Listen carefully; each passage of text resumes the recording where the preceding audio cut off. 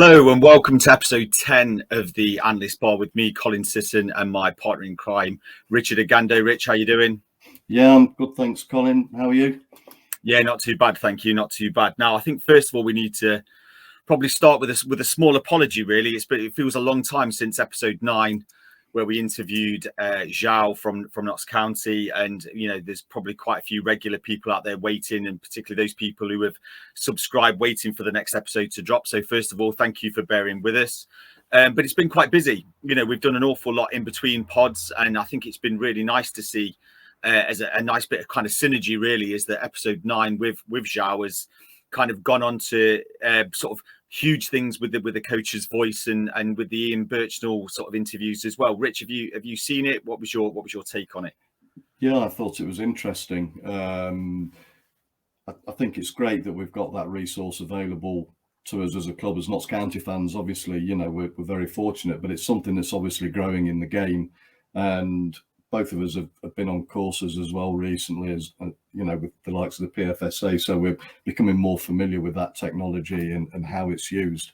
And I think it's one of those things, having that bird's eye view as well, and being able to refer back to the team, at half time or whatever, or to the coach about certain things that maybe can't be seen at eye level. I think Jimmy Cyril actually used to go and stand high up in the TV gantry to watch the games sometimes, didn't he? So he could get a proper view of what was happening. But yeah, it's, technology is something that is heavily involved in the game now. And I know for some people, it's a struggle to try and get their heads around it. And I can understand why.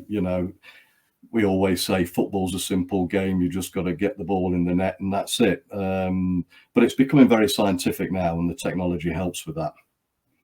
Absolutely. Yeah, I completely agree. I mean, I remember, I think it was in the early part of Charlie McParland's reign that he went to the Evening Post, as it was called at the time, talking about the fact that the club didn't have a computer, and it didn't have, and suddenly, we're then, fast forward to now when we're on a huge subscribed, coaching global magazine, Coach's Voice, talking about B Pro cameras and, about that kind of fast data and being able to kind of harness that and being able to use it. I thought it was a fascinating insight into what life is like at Meadow Lane, but also kind of modern football in general. So credit to everybody, involved in that, really. I thought it was a fantastic insight, and long may it continue. But I thought this would be also a great opportunity for us to talk about the things that we've been doing away from the pod. We have been very busy, particularly on the website version of Analysts Bar as well. And so I thought it was a really good opportunity for us to kind of remind viewers, listeners, however you're accessing this content, about the website and about the things that have gone on there that we've had quite a lot of interest in, really. So I thought it was a good opportunity for us to kind of summarize those before we get into the focus, where we start to look back on some of the players we talked about on previous episodes. Absolutely. So obviously we have a blog on the website, and both of us have been a little bit busy since we were last on. We've put a few blogs up there, various things. I think one of the earlier ones that we put on was one of yours, Colin, Altered States. Why don't you tell us a little bit about that for those that haven't seen it yet, and probably just give them a bit of a teaser into what that was about, and maybe point them in the right direction as well. Yeah, I mean, I've been fascinated about the development in the States and the MLS particularly for a very long time, from being 16 years old, 17, and thinking about not necessarily being able to make it domestically, and thinking about other opportunities. And there was the start of the kind of the program of taking British footballers as well as footballers from across Europe and across South America to these colleges. But it felt like a bit of a risk from a boy from Aspley, to be honest, to be making those sort of massive moves. But I've followed it and then the next part of that journey was, I don't know if you remember, but Nike held a tournament at Meadow Lane when Howard Wilkinson was director of football at Notts, because of his links to the FA. And I remember there's an awful lot of excitement around Freddie Adu, who was going to be the next world's next best player. And although Freddie Adu didn't turn up, the US team really impressed me when I went down and watched every single game. And there was a player in midfield called Danny Zatella, who just dominated, the game against fantastic opposition. Brazil were down there, Portugal were down there, as well as a pretty solid England team. And from there, I started to think about the growth of the US market, and noticing I knew people who'd gone over there as either playing or as coaching, and so I've always been fascinated with that. But I think the Altered States article comes almost as a way of the influence coming back into British football. So an awful lot of it has been about the journey from people leaving Britain and leaving parts of Europe and going to America, whereas actually now I think we're reaching the point where the US is giving back in terms of talent. I think it's a great hotbed of talent. I mean, I noticed, for example, there was George Bello, I think, who's gone to Germany in the latest transfer window. There's been some quite high-profile moves. I think Arsenal have agreed a deal for a goalkeeper to join them in June, July time. So that market's incredibly rich. And one of the things that I wanted to write about was also about our clubs tracking the British lads who are leaving academies, who are going over and doing scholarships for 3 or 4 years. Our clubs tracking them? Are they keeping up, particularly with Brexit and its limitations as well? So that article's really looking about those players who've made it into the super draft, the growing numbers of British players who are becoming a part of the draft, and then like I say, looking at the journey forwards. I mean, Mo Adams, for example, a player who was at Forest, I think, as a youngster, and also at Derby. He was at Atalanta, I think, and then has moved on. I think he's with David Beckham's franchise now. So like I say, there's an awful lot of interest going over there, and that article's all about questioning whether that's a viable market for clubs up and down the country in the UK to start looking for talent.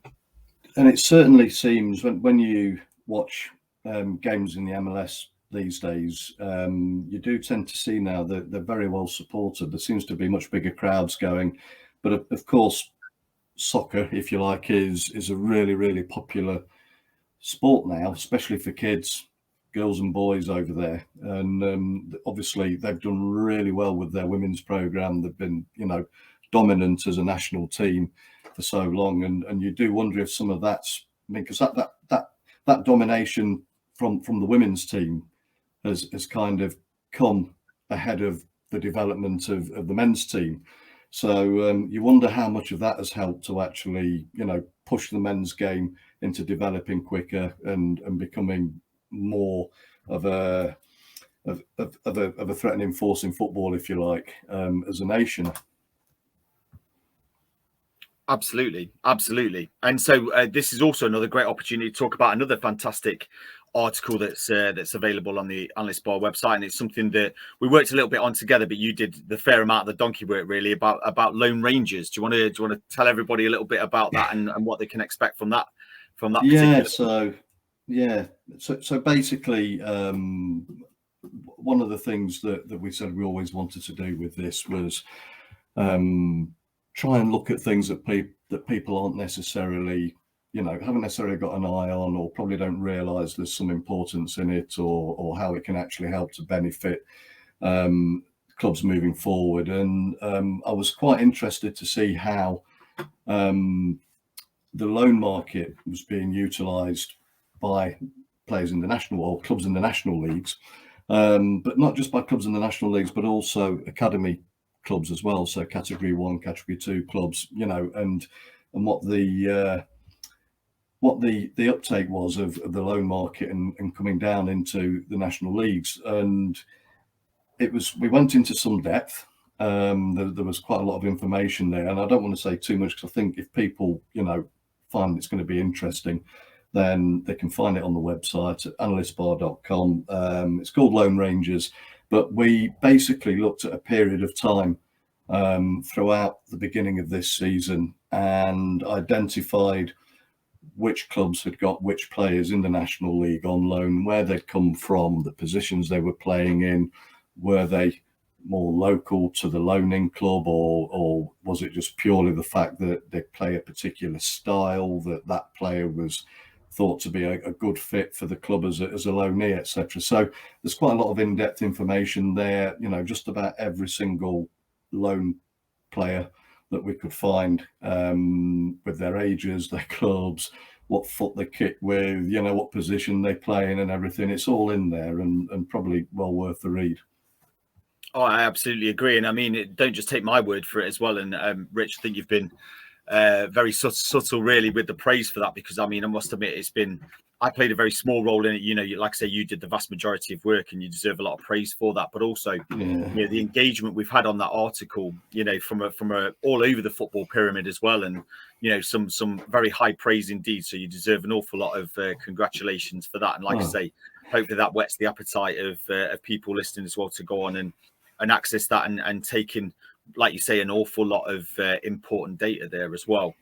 And then obviously the last one, or the most recent one that we've worked on, and like I say, you know, you've done a great shift on this one as well, is about PPDA. Do you want to, which is like I say, this acronym has been rattling around in my brain ever since, really. So do you want to give a few sort of bullet points about what you can expect from that article? Yeah, sure. So any of the Notts fans out there that read my blogs and stats reports after each game will become familiar now with the term PPDA, because it's something I do kind of highlight after games. And it's an interesting one because what it actually stands for is passes per defensive action. So it's trying to evaluate how much a team presses when they're out of possession. Okay, so for example, Grimsby, for those who are watching Notts, we can talk about Grimsby, because when they came to Meadow Lane and got the win there, one of the things that they were very good at was their press. You know, they press very high, and those teams that press high have a value of around sort of 5-6 passes per defensive action, because what they're doing is breaking up play as quickly as possible in the hope that they get a recovery and, you know, they can counter attack quickly. And, you know, you only have to think about Liverpool, for example, and the gegenpress and what have you, that's become very familiar to everybody now. That's exactly what Jurgen Klopp brought to the game as a coach in Germany, where he had a very high pressing team that reacted very quickly and directly to recoveries of the ball as high up the field as possible. So the whole idea is we look at how many passes a team's had in a game, and then we divide that by the number of different events that break that play up. So it could be a foul, it could be a tackle, you know, it could be a goal, it could be whatever. And then when you put all of that together and you've divided that and you've done that formula, you come up with this figure. So again, I'll go back to the average for the National League, for example, is just over 9 passes. So most teams are getting pressed to the point in the National League that they're either losing possession or having to make some sort of decision on you know, with the ball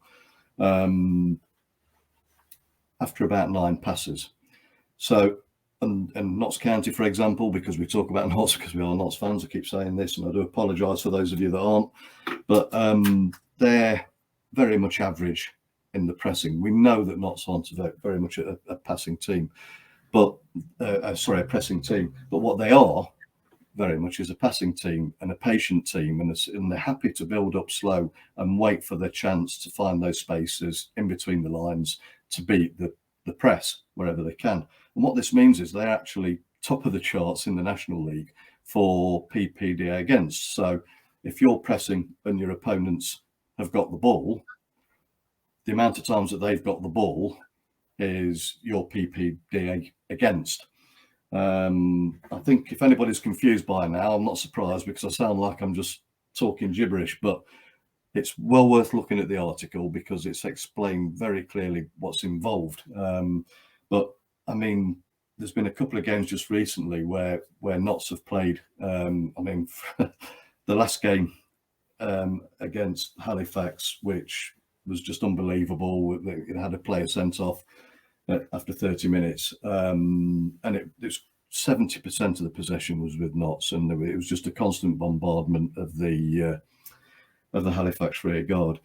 And the PPDA for Halifax that day, bearing in mind the average is 9 for the league, I think it was something like 24. So Notts were literally averaging about 24 passes per phase of play before that got broken up when they had the ball. So whether there was an interception or a tackle or whatever. And I suppose that's indicative then of not so much of the past, but how the team's been in a situation where they've literally had to park the bus. Halifax went down to 10 men and did a very good job of dropping into a 5 and a 4, very deep, and basically just battered anything away that came anywhere near the penalty box. So it's a good indicator, but it doesn't always tell the whole story.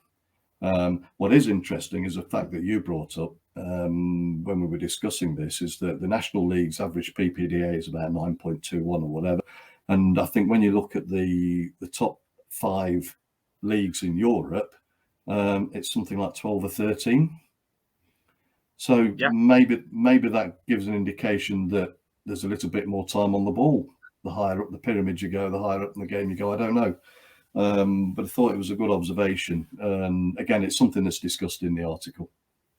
Yeah, and I think you're absolutely right. I mean, we look at this data, and I think it reveals several things. You know, it's about the importance of that interrogation of the data and getting a good understanding of teams and their unique ways in which they play the game and the way they set up. You know, and one of the things when we've looked at the data, and one of the things we talk about is that there's no one defined way of success. You know, Chesterfield have a very different kind of ratio, PPDA against compared to other clubs who are there or thereabouts in the National League. You know, similar to what you were saying about National League versus, you know, the European leagues. On the one hand, you could go, wow, you know, it's intense pressing in the National League, but then equally it could be a reflection of lower quality passing, for example, more fouls, those sorts of things. So yeah, it's a fascinating article, and like I say, credit to you for the amount of work that you've gone into, particularly about the sort of infographics, which I think are fantastic as well. And like I say, hopefully anybody looking in that will take something away from it, you know. And I agree with you completely. The definitions of PPDA and PPDA against are really well explained. So credit to you for that. I think that leads me on to probably some of the individual work that we've done. So obviously we've collaborated an awful lot as well. But one of the things that I wanted to congratulate you for, but also to probably get you to talk a little bit about is that your most recent qualification. Yeah, I'm still waiting for the certificate to come through, but yeah, people who follow me on Twitter will know that I recently took the PFSA level 2 in opposition analysis course, and which I'm really pleased to say that I managed to complete successfully, and it was a real eye-opener for me.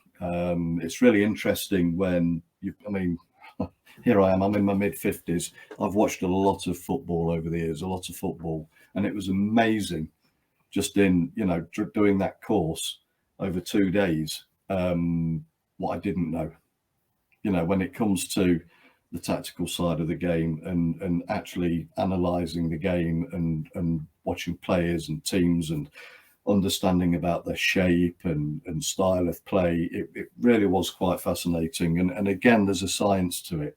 You know, we've got the technology now, and it's a big part of the game. And it was great. I think if anybody's interested in learning a bit more about that side of the game, about the analysis or talent identification, scouting, all of that sort of thing, just look up the PFSA online. They're a really well-known, credible organisation in the footballing industry, and they run some fantastic courses. I think both of us have done all the level 1 courses. This was the first level 2, and I think you're just trying to work out when you can get stuck into the level 2 talent identification course as well. That's right. Yeah, looking forward to it as well. I think actually there's some money off as well if anybody gets involved recently. Like I say, I think some like 33% have extended their offer from the new year. So I must admit, I'm incredibly tempted. And you're right, it's just finding that optimum moment really to be spending some time on it. But it is really well worth anybody's time, even if they're slightly interested to just go and get involved.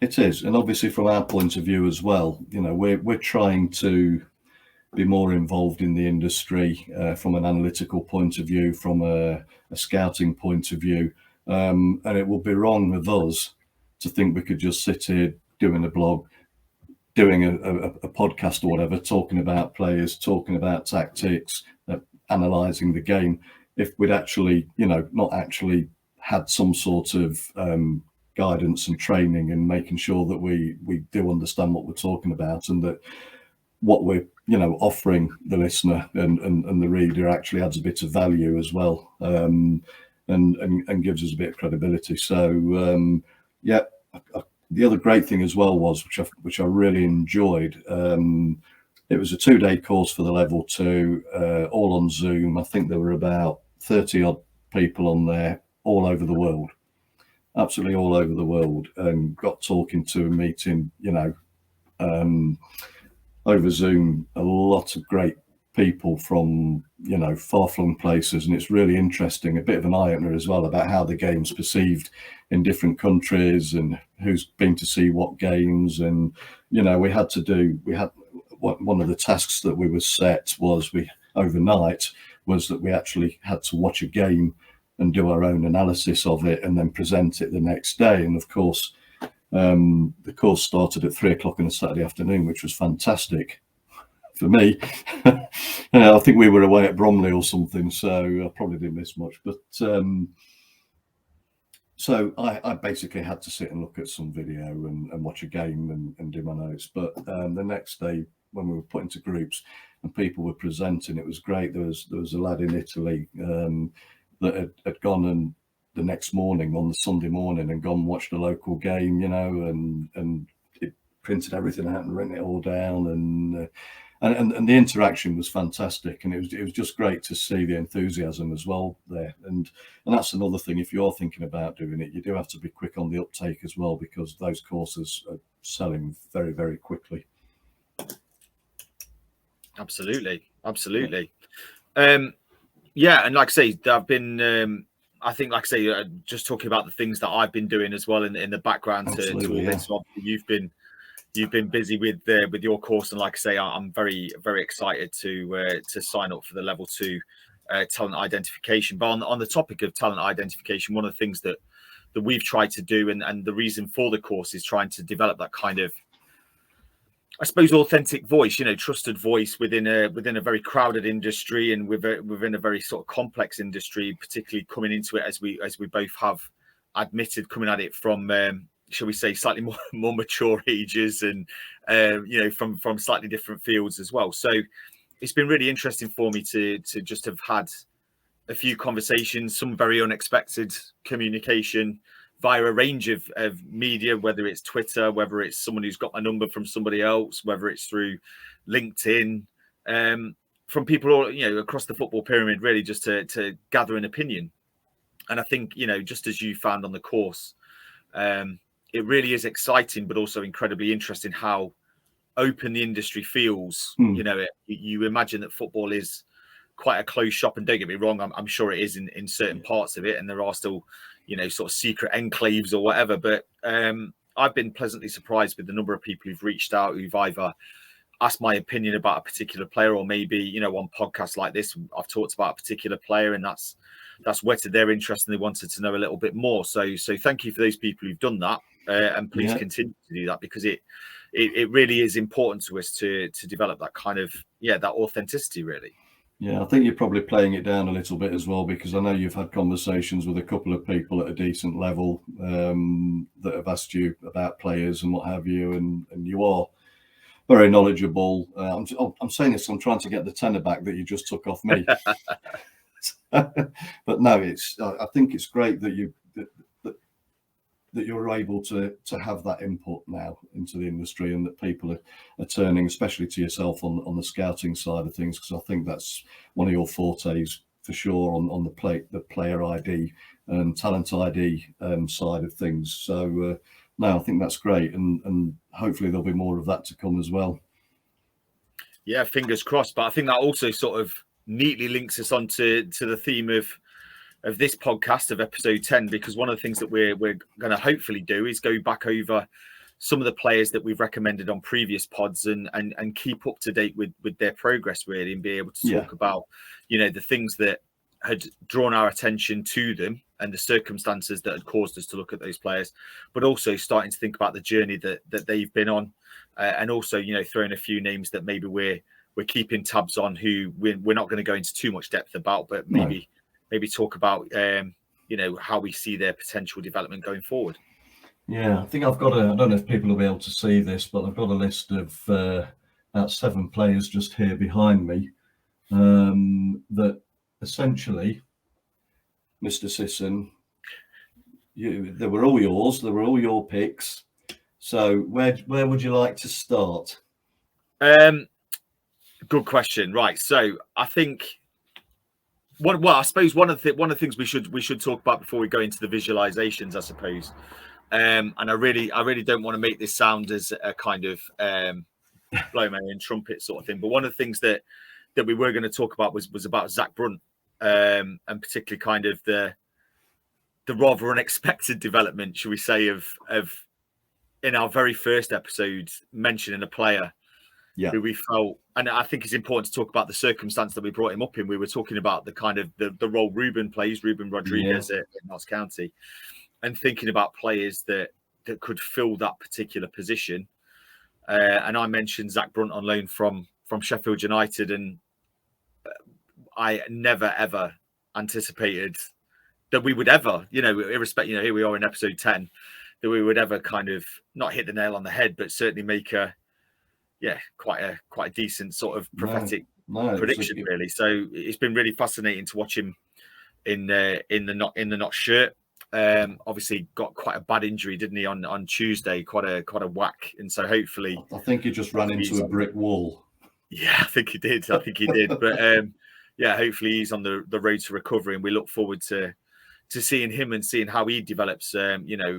Very close quarters. Let's be honest. In a Notts shirt, but yeah, let's maybe should we talk about Ben Stevenson, because I think one of the episodes that I remember is we started to talk about, because I think for anybody who's getting into this podcast, maybe it's the first one that they've seen and they're going to go back and look at the other ones, is we always think it's important when we talk about player ID is it's got to be contextual. It's got to be relevant to the club. It's got to be relevant to the things that a club needs. You can, don't get me wrong, and please don't see this as a criticism, but obviously my son's getting involved in FIFA and Ultimate Teams, and he's just whacking players together from all sorts of weird and wonderful places, just based on how good they are.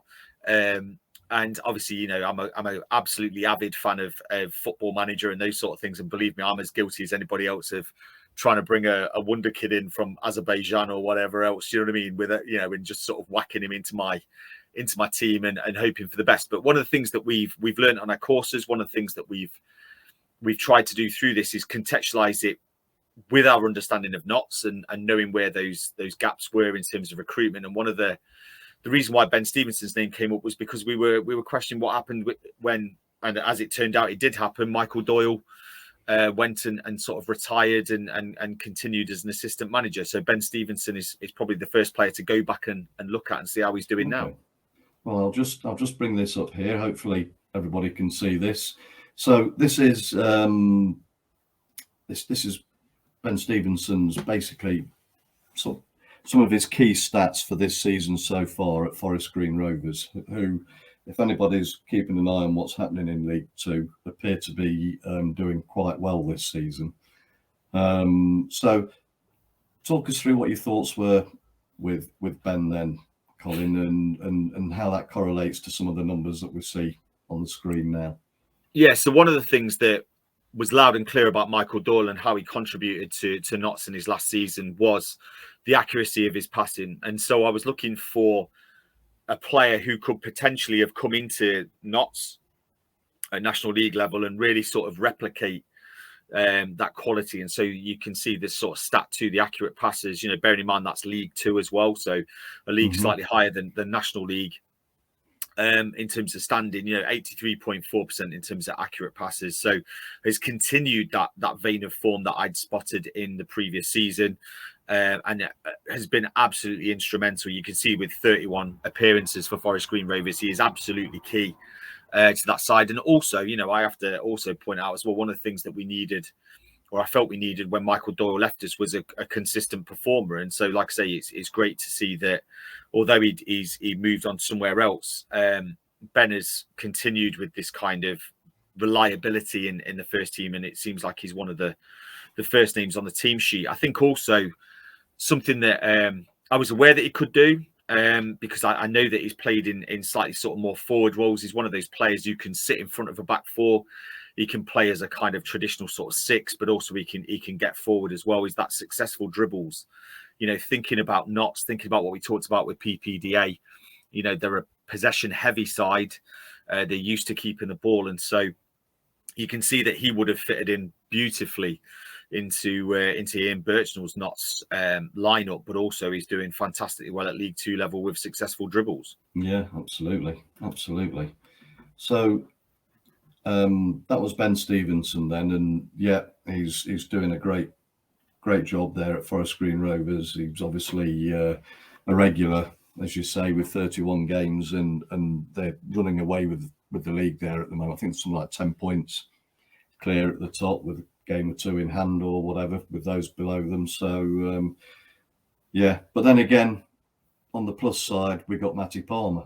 Oh, absolutely. And I think that's a really good point to come in at, really, because one of the things and one of the debates on social media, and I think it's going to be a never-ending debate, is the role of stats versus eyes on scouting. Yeah. And Matty Palmer, whenever I saw him, and I particularly liked him, I think he was at Burton, wasn't he?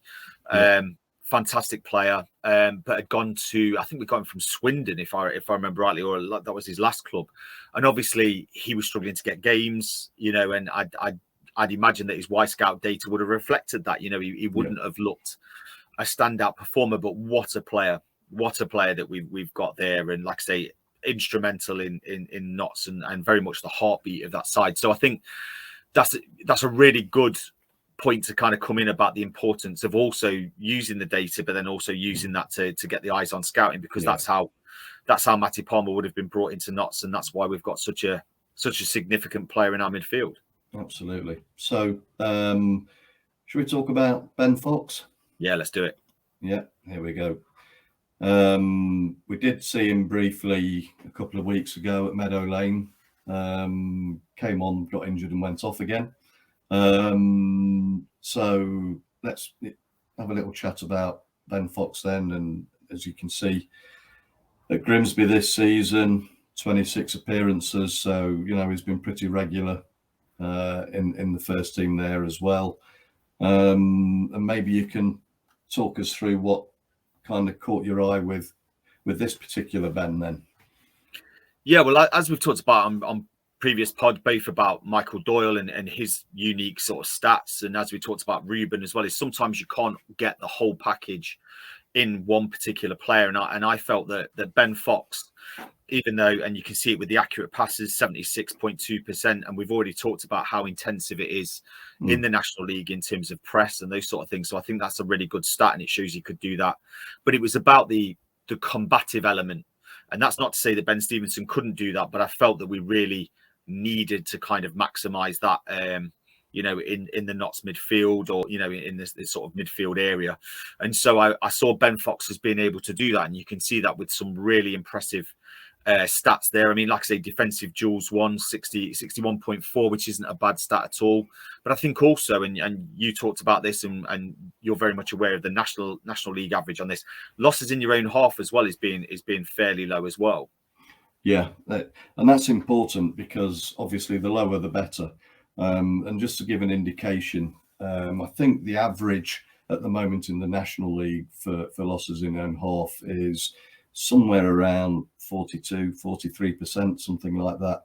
So, I mean, I had a look at, we talked about Matty Palmer, for example. I had a look at his. He was just under the 40s. He was very high 30s, and we know what a good player he is and how good he is at keeping the ball. So that, I thought that was probably the most impressive stat that we'd seen. But again, as you've mentioned already, it's all right us sitting here looking at these numbers saying, well, that looks good, this looks good. And we've got to remember, these are indicators, they're key indicators. It's something that we would look at and say, all right, okay, losses in own half, 31.3, make a note of that. Let's go and watch him play. And then we'll try and get some context to what we're talking about. So it's a shame we didn't get to see a bit more of him when he was at Meadow Lane. I'm sure if we get any Grimsby fans who actually decide to tune in and watch the show, by all means get in touch. We'd love to hear some feedback from you guys as well on how his season's been. But yeah, I think he definitely shows just on the numbers that he's got that combativeness that you were talking about, and probably that bit of aggression that's needed as well, and energy. But it's important to put it into context, as you say, and which I think moves us on nicely to another one that we talked about not too long ago. Well, I say not too long ago, it seems ages ago now, but those that have watched the shows will remember us talking about a lad who's at Aldershot at the moment, Jacob Berkeley Aginkeln, or JBA as everybody knows him as, so we don't mispronounce his name like I just did. So currently at Aldershot Town, and this was a player that we discussed that again you'd had a look at and liked the look of, and we always saw him as very much as a central attacking midfield player, or even that sort of number 10 role. And just looking at those stats that we have there, you look at them and you think, well, they look pretty average. And again, you need to look at it in context. We need to see the games and what have you. But one thing I've been able to ascertain is that when I look at the position that he's been played in, mostly for Aldershot this season, and he's played a lot of games. He's played 20 games already this season, or made 20 appearances in the league. He tends to be put out wide. It could be the left, it could be the right, but we just feel that's probably a bit of a round peg in a square hole, don't we? We do. Yeah, and I mean, and also going back to what you were saying about the need to look at the data and then see the player. We were both incredibly impressed when he played against Notts at Meadow Lane. You know, and a lot of those standout KPIs that we're talking about, particularly accurate passing, was there. He was incredibly impressive offensively, and I actually felt a little bit, even though obviously I was delighted that Notts were able to get the result on the day, I felt a little bit sorry for him, because if you look at stat number 5 about accurate forward passes, which in no way is bad at all, you know, it's on par with some of the players that we've already talked about, but I felt that would be a lot higher, and there was a lot of players who just weren't on his wavelength. You know, he was making fantastic sort of balls through, threading them through, and unfortunately they weren't being read. And obviously the way the data works is obviously it requires another player to receive that pass in order for it to be counted. I'm also going to make a bit of a wild prediction here. So although I think he's a fantastic attacking midfielder, I can see this player at some point in his career later on, actually probably in the latter stage of his career, being quite successful sitting in front of a back four and being that kind of quarterback kind of defensive midfield player where he sort of sprays it around, because I just think he's got that. You can see it with the accurate passes, you can see it with the forward passes, you know, you can see it with some of the defensive stats, which when you consider where he's been playing, you know, are fairly decent. I think actually that I could actually see him, you know, becoming very useful at some point of his career in a slightly different position. No, absolutely. And well, he would certainly have played in most positions by then, I suppose. But yeah, it's a shame he's not probably being played where he needs to be played at the moment. So, but you know, it is what it is. So there were 2 or 3 other names to mention as well, weren't they? So I think we talked about Tyrone O'Neill. Yeah, so he's been a player that I've been interested in. You know, we started to look at the target man role, something that again, trying to contextualize it around Notts and Notts' own recruitment, knowing that they like a player in Kyle Wotton, someone who's physically quite dominant but also very good with his feet. And I thought Tyrone O'Neill offered that. You know, this was an academy product from Middlesbrough, you know, brought up in the right way, had played some games at that level, had done very well going out on loan. He'd gone to Darlington, I believe, earlier in his career. And then, like I say, was a free agent. So around the time that we were recording our article, our pod, should I say, about Kyle Wootton and about the number 9 role. He was someone that I felt was available. He was on trial at Scunthorpe. They took him. He did very well, scored a few goals on trial at Scunthorpe, but for whatever reason, struggled to get into that side. And so he's now gone out on loan again at Darlington, a side that's struggling, to get results. Most recently, I've been watching those results quite closely, but after he spent a few weeks on the bench, I'd imagine that was probably down to fitness more than anything else, but has started to get himself into the team.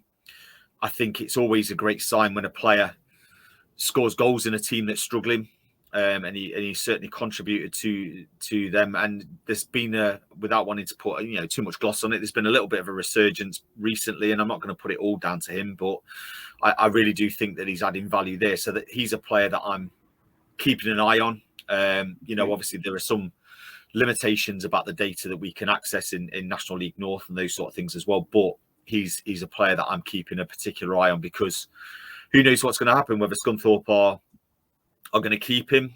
Obviously the outcome of their status is yet to be decided as well, which I'd imagine will have a defining effect on what happens for his career. But like I say, anybody who wants a big but mobile target man, I think he's worth looking at.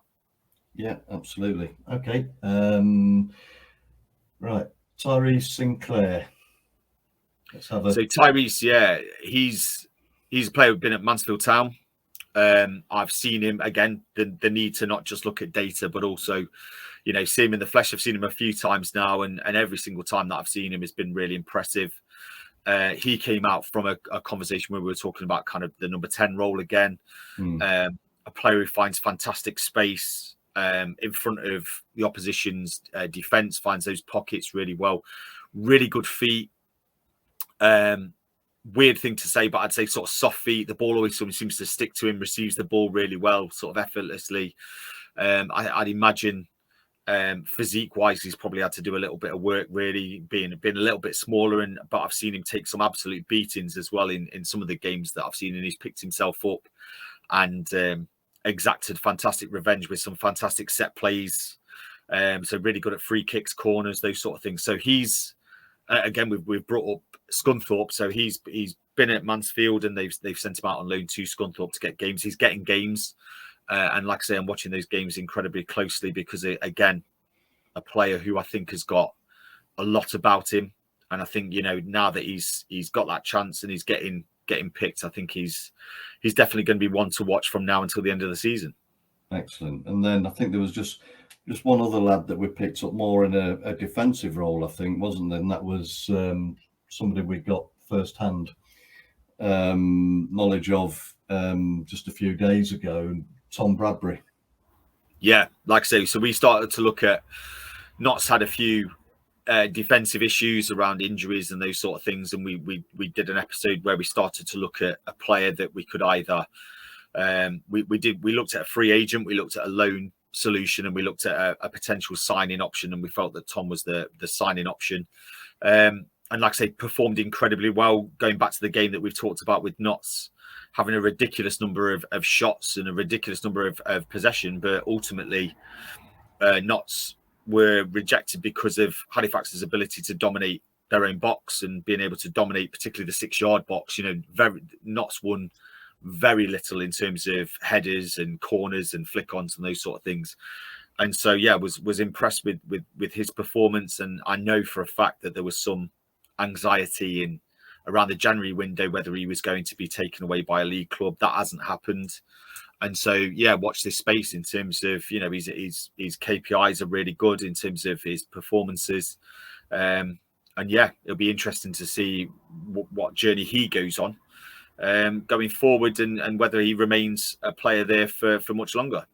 Yeah, absolutely. And just before we sort of move on to anything else, and as we're talking about that game on Tuesday night as well, and we've had discussions, we've seen comments on social media and what have you about the whole 70% possession, 29 shots, 1 goal, penalties that never happened, etc., Woodwork twice and all this sort of thing.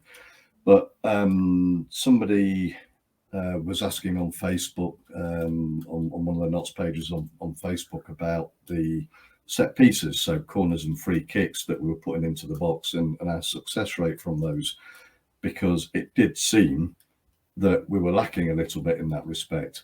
Now, firstly, we have to say that the Halifax defence to a man at defending those set pieces, whether it be corners, free kicks, or whatever, was superb. You know, you can't fault that. They played a fantastic game, and they did exactly, if that was your team, they did exactly what you'd want your team to do in those situations. But we commented during the game, didn't we, about the delivery of some of those. You know, we very rarely beat the first man, or if we did, it beat the last man as well. You know, and there was one occasion where we had Francis short ball to Cal Roberts, who then played it back to Francis, who then put in a dreadful cross, and saying, well, the issue there is that was the wrong way round. You know, Cal Roberts should have taken the corner, and then if they were going to have the same player put the ball in but further out, then it should have been him, you know, putting that ball in, because obviously that's one of his specialities. Yeah, and I just wondered, you know, this whole debate about the possession, the number of chances we're creating and not being able to score. It was extremely frustrating on Tuesday night, and it's difficult. It's difficult to say that, you know, we need to be more clinical. We need somebody to be more aggressive, you know, in that Carl Wootton role or whatever. But is there an element of that needed? Are we missing something like that? Or was it just a bad day at the office where nothing was going to go our way? I mean, Johnson, the goalkeeper, had probably had his best game of the season as well. I mean, some point blank saves that he made there as well. And it just didn't seem to go for Notts at all. So you don't know if that's down to a lack of clinical finishing, whether it's down to good luck, whether it's good defending, good goalkeeping, you know, poor service from, you know, with crosses into the box, etc. What were your thoughts on that? I think it's always hard, isn't it? Because, you know, football's such an emotional game, and we've talked about kind of the difficulty that can sometimes bring. You know, the football and its emotions can mean that some people are very fearful and very skeptical over data, for example, because they don't feel that it necessarily says what they're seeing. But also, I think sometimes it's important to kind of sit back and coolly kind of take it in and contextualize it sometimes. I mean, in terms of the Notts game, I think one of the most revealing things is probably the XG, to be honest, because you know, that tells you a little bit about what we would have expected to come out with, but also, you know, the very reason why we love football is that element of unpredictability. You know, we love the fact that even though we were at the receiving end of it this time, you know, the XG tells us that if that game was played X amount of thousands of amounts of times, we should have expected this number of goals. Yeah. You know, and it's important to kind of pay attention to that. But ultimately, you know, we didn't. And as frustrating it is, that's the beauty of the game as well. You know, that is the reason why we attend, and the reason why we have an average of 5,000 to 6,000 coming down to a National League game. I think it's very harsh to start looking at players too skeptically on a performance, you know, like that, because again, you know, it's an emotional judgment rather than a factual one. But that doesn't stop, you know, the fact that we were both incredibly grumpy, and not just because of the state of the car park as we were trying to leave it, but you know, we were incredibly grumpy going away, even though we both, you know, value and see value in data and analytics. It doesn't mean to say that we're cold-hearted and we take pleasure in really high XG or whatever. You know, I just think we need to look at things on a bigger, grander schemes, because if you look at the game too emotionally, then you make emotional decisions. And one of the things about Notts, and one of the things that I think is not the reason why we're a National League club, is because we've made too many emotional decisions, and we've made too many knee-jerk and aggressively emotional decisions that have lurched us from one approach to another. We've switched from one player to another. You know, we've gone from one line of recruitment to another. It is important to kind of sit back and actually contextualize performance, and that's probably where data and analytics comes in. We've just got to hope that we can use I suppose it brings us back around full circle, doesn't it? That what we were saying right at the start about the B Pro cameras and those sort of things. I'm very reassured that Ian Birchnell and Zhao and all the other coaching staff at Notts are equally frustrated, but they're using the tools, the analytical tools that they've got, in order to make sure we're better at the next game. And as fans, that's all you've got to hope for and got to want, isn't it? Is that you see a proactive response in the next game. Absolutely. But I think I can understand as well that there'll be some that will be looking, and we take a slightly different view of it because, we have probably a slightly better understanding of the technology and everything else and the science of it because of what we've been doing recently. But, I can understand those people that are looking at all of that, the coach's voice video, for example, that we've talked about with the B Pro and everything else, and thinking, well, why do they need all of that? Why are we having to make so many passes before we play a ball into the box or into the final third? Why are we doing that? What's it trying to achieve? And this, that, and the other.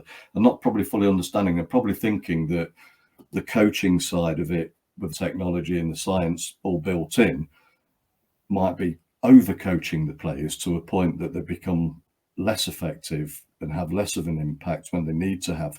And I've seen that mentioned on a few, forums and on social media and things. And I can understand how people might think that.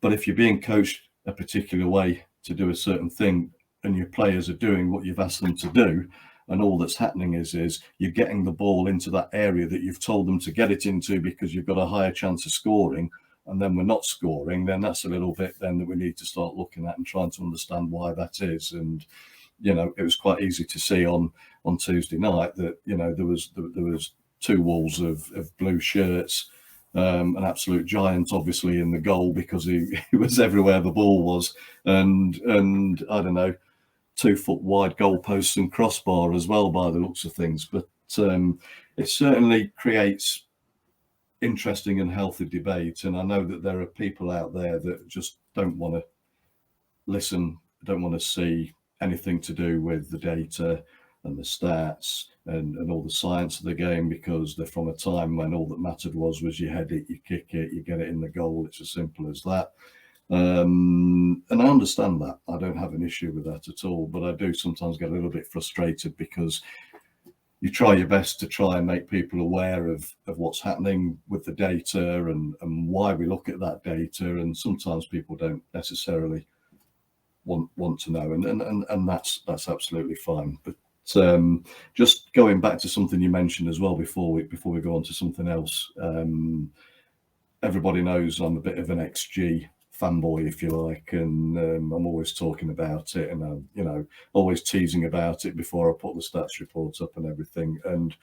And the XG for the game on Tuesday night was just so bizarre, in the amount of high value chances that Notts created, so the high value opportunities. And that's an indication that in actual fact the coaching that they've been getting has been taken in. They've done exactly what they've been told to do, because those opportunities that they had that weren't taken were from those high value positions that the coach obviously is trying to get them to play the ball into. So you have to have a look at it the other way around as well sometimes. Absolutely. And say, look, they're actually performing and doing exactly what's asked of them. And it's not unusual to have bad luck during a game as well. There are teams that are unlucky for a whole season, but play teams off the park. Jurgen Klopp over in Germany, he did that. We've both read about that, and we both know how, he was mid-table and very depressed and not understanding why, because, his team were doing everything that was asked of them. And the science and the data, when they looked at it, says, yeah, you're just unlucky. You've been an unlucky team. but this is maybe why you've been unlucky. And then he was able to unravel it a bit more and put right some of the wrongs that was happening. So it's an important thing. And when we're looking at the XG as well, just to explain to people, obviously I think everybody's got a good understanding of what the expected goals is. So, you know, you look at historical data and you look at that particular position that the player's in with the ball. Is he heading it? Is it on his strong foot? Is it on his weak foot? Has he got defenders in front of him? Is he holding off a tackle? You know, has he got to climb above two defenders to head it in? You know, and all of these things are taken into consideration, and historical data is looked at as well to give you that expectation of a goal. So, for example, Eli Sam's goal on Tuesday night, which was an absolute perler, if he had that shot 100 times, the likelihood is he might score 4 times. It was 0.04. And that's what that expected goals is all about. And then the other thing is, if people have a look at my stats reports, they'll see that I do a little table. It's got the XG stats on, and it shows you the chances, but it also shows you what the percentage likelihood was of a win and what the expected points out of 3 you know you would expect to get. And again, that isn't something that's just plucked out of the air. There's actually a formula that's used, and there's something called the Monte Carlo calculation that basically would look at all the events in that game based on those XG ratings 10,000 times, run it through 10,000 times until it comes up with those figures, and that's what would you expect. So basically, having gone through that 10,000 times, it still came up to the point that 98.87 or whatever it was, I can't remember, 98.93% chance of winning, likelihood of winning for Notts in that game, but it ends 1-1. You know, it just goes to show you, as you said before, how unpredictable the game can be. Yeah, absolutely. And I think that's, without that data, then people, like I say, make emotional decisions as a result of it, you know, and they rip it up and they start again. You know, it would be very easy if you were, I don't know, a manager or a coach, or I suppose a chairman even, if you were just reacting to that emotionally. You know, you'd go home and you'd probably consider ringing the manager and saying, right, don't come in tomorrow, you know, because how could we have not won that? Yeah. But actually, you know, having, you know, and obviously I'm saying that partly in jest, but I'd imagine that there's probably been managers who've become unemployed for very similar circumstances, you know, absolutely. And not, in no way am I advocating that we should get rid of Ian Birchall, far from it. But the point is that, you know, without that data and without that mindset, there is the danger of making extremely emotional decisions that actually, you know, need context, need that understanding, need the credit, I suppose, like we've talked about. You know, we shouldn't just necessarily use the stats to beat the club down and beat the players down. It's about the work that they've done to get into those positions, and to hopefully be, you know, as effective. You know, and I think also, you know, I agree. I also get quite frustrated with the sort of almost the immediate negativity as a result of, you know, Notts' harnessing of technology and data. But I would draw anybody's attention to Eli Sam, for example, or for Ruben Rodriguez, 2 players who have developed. And I'd ask the questions, well, how have they developed? Why have they developed? It's not been fairy dust. You know, they've not just woken up one day and decided to find a different gear.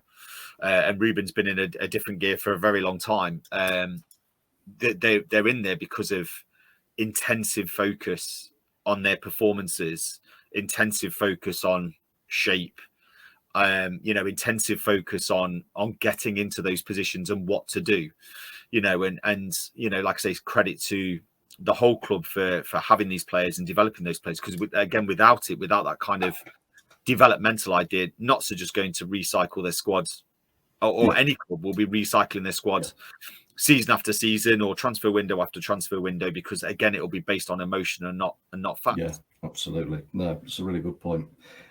So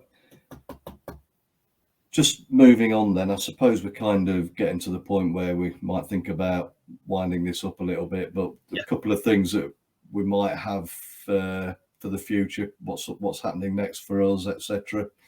I think we've discussed about, obviously, yourself. You're looking forward to hopefully getting yourself on some more courses and things.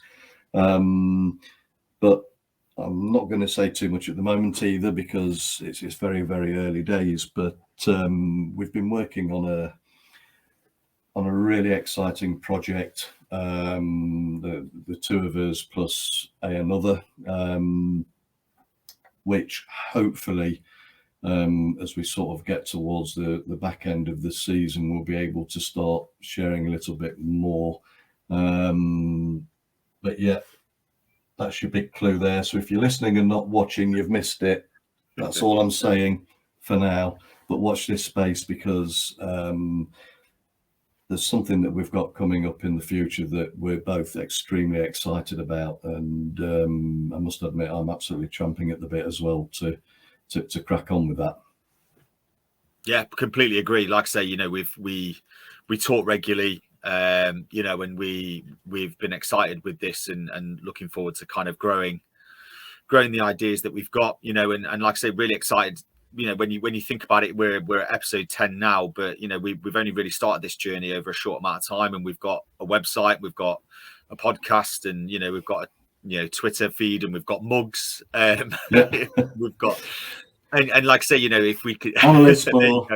There's our official one of two mugs. But yeah, you know, if we can do that within 10 episodes, you know, I'm very excited about the ideas, and I'm very reassured that we'll come to some really positive fruition with the next stages of our exciting project. Yeah, absolutely. I think there's one final thing as well that I think I'll let you talk to us about as well, just before we finish off.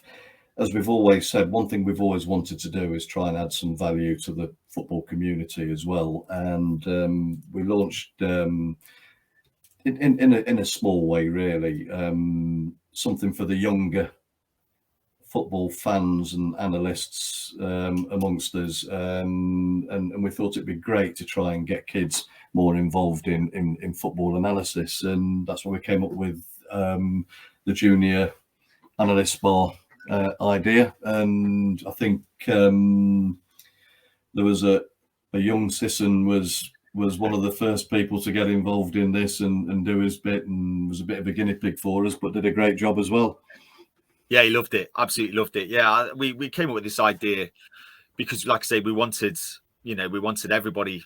We want everybody to get involved, you know, and join us on the journey that we're going on, irrespective of age, you know, irrespective of, you know, level of football performance or whatever else. And one of the things that we wanted to do was, like I say, to really kind of harness young people and to get them involved and interested in analysing football matches and looking at just some kind of key outcomes, you know, key sort of event data, really.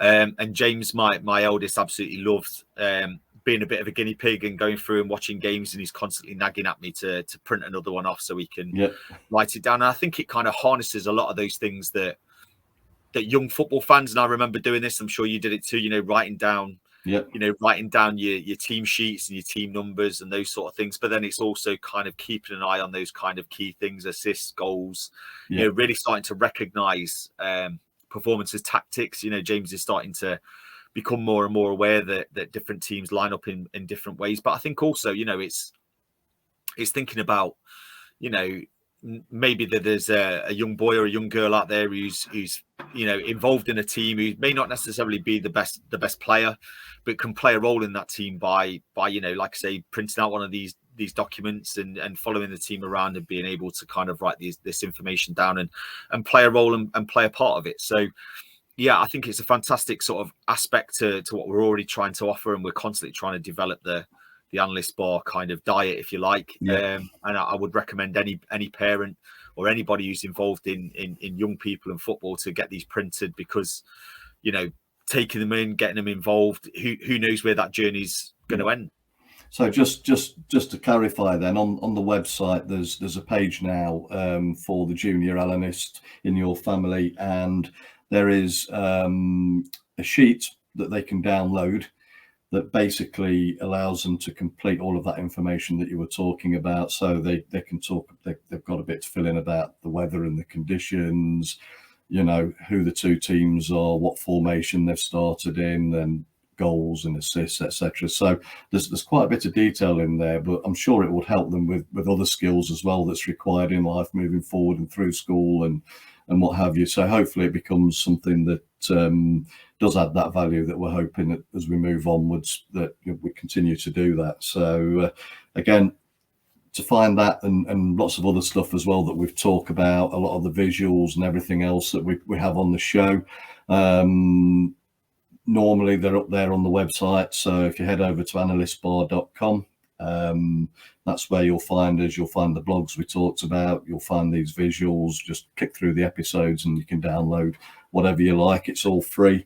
We really encourage you, if you can, to help us provide a better experience for everybody, to subscribe on the website, subscribe to this channel as well, because your input's really, really important to us. Twitter, again, just look for Analysts Bar on Twitter. You'll find us there. You can't miss the orange and black colouring that we've got there. So it's quite obvious it's us when you come on there, and we really hope that more of you find this interesting and useful and of value to you, and hopefully, as Colin says, you'll be able to get involved in a lot more as time goes on. Absolutely, couldn't agree more. Like I say, so looking forward to what the future brings, you know, and what the future holds for us, but also, you know, looking forward to kind of future engagement with anybody who's subscribing, watching, following, and getting involved, because like I say, that's what we started this journey for, and that's what we'll continue to do. Yeah. And I think we'd also open that out to the footballing industry as well, because if there's anybody who's involved in the game at any level that feels that we can add a little bit of value there as well, then obviously we're open to inquiries on that as well. So I'm sure we'll come very cheap for the time being, but yeah, we'd love to be able to get involved as well. So I think that's probably covered everything for this episode. So we're into double figures. That was episode 10. I suppose it just leaves us to say thank you very much for watching or listening, and we look forward to you joining us on the next episode, hopefully in the not too distant future.